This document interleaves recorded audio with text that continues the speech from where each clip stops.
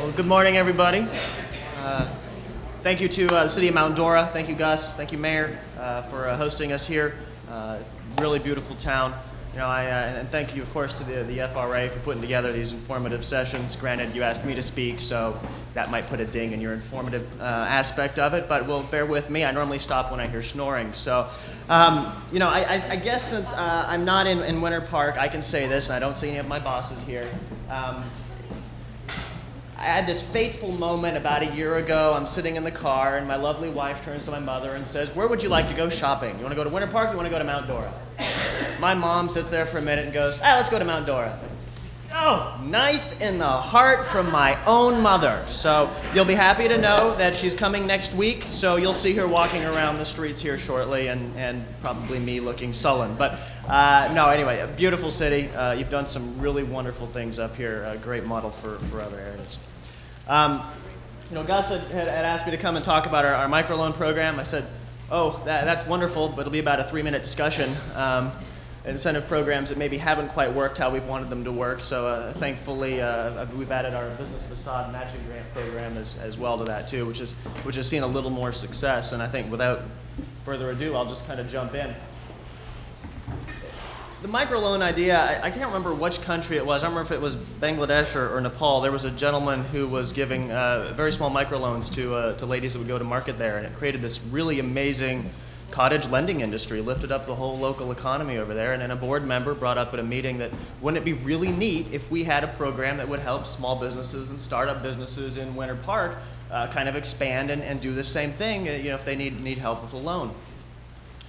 So we decided we were going to start this program that would offer small businesses smaller loan amounts at attractive rates. One of the things we often ran into was banks only lended at $50,000 plus, and if you were a small business that maybe just wanted to add some landscaping equipment, you might only need $5,000. So we were trying to set up that sort of system. So in 2007, in cooperation with Bank First and their socially responsible banking program, we launched the City of Winter Park's microloan program in our CRA. We provided $25,000 as a loan loss reserve, and Bank First leveraged that 10 times to give us a loan pool of $250,000. The applicants would apply to the city for funding, and then the city staff, the way it would operate is we kind of work as the gatekeeper for anyone coming. Obviously, Bank First doesn't want to deal with every business that perhaps wants lending, and so we would help vet that somewhat. And we kind of came up with the informal rule of if you were a business, if you'd been operating for at least 2 years and you had some sort of track record, then we would go ahead and pass you over to Bank First. But if you were a younger business or a startup, if you didn't have a business plan, we'd refer you to like the Disney Entrepreneurship Center, and we'd work with you to get a little more technical expertise into your model before we sent you over.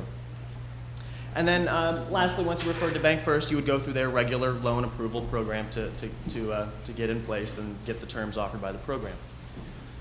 So the terms, you had to be a small business, you had to have 20 or fewer employees, and you had to be located in the CRA, and this is because our CRA was the funding source for this. I keep a sign over my desk that says CRA does not stand for cash right away.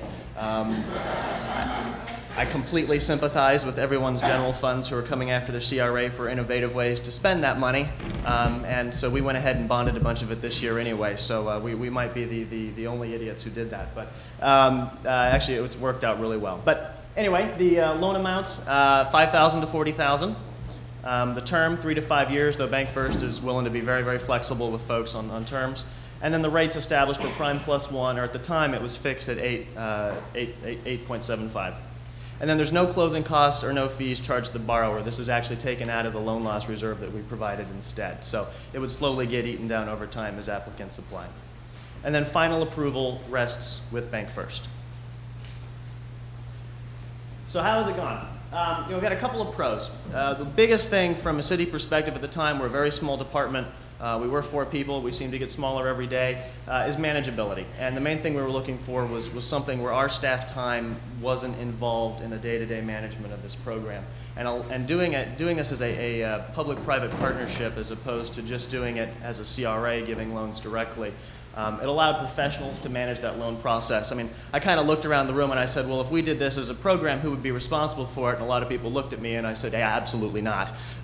This really helps make sure that the loans that are being given, someone who knows what they're doing is doing that. And it actually does a nice convenient thing for us as an economic development department where we could be put in a tricky political situation where there was some other reason why this business should want to have a loan, maybe for political purposes, or we don't want to be seen as a department that's saying no to start up in new businesses when we're economic development. We're the ones that are supposed to be saying yes. So it gave us a little separation from that. In terms of cost and risk, very low cost. The maximum exposure is $25,000. That's what we lose if it goes downhill.